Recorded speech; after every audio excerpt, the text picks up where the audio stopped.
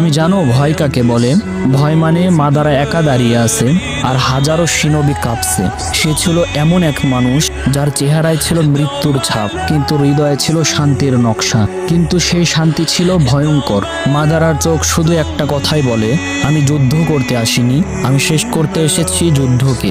এক সময় সে বলেছিল, আমি সেই ছায়া যাকে কেউ ধরতে পারে না, কারণ আমি কখনো আলোতে দাঁড়াই না। তুমি জানো একজন মানুষ কবে হারে? যখন তার চোখে পানি আসে, কিন্তু সে তা কাউকে দেখাতে পারে না। মাদারা হেরেছিল না শক্তিতে না, সে হেরে গিয়েছিল ভালোবাসার কাছে।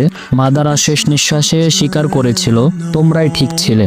আমি শুধু চেয়েছিলাম এমন এক জগৎ তৈরি করতে যেখানে আমার ছোট ভাইগুলো মরবে না, তারা আবার হাসবে।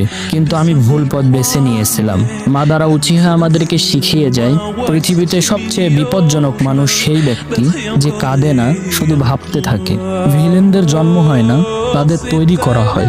সবচেয়ে কঠোর চোখের পিছনেও এমন এক কষ্টদায়ক ইতিহাস থাকে যা কেউ কখনো জানেই না।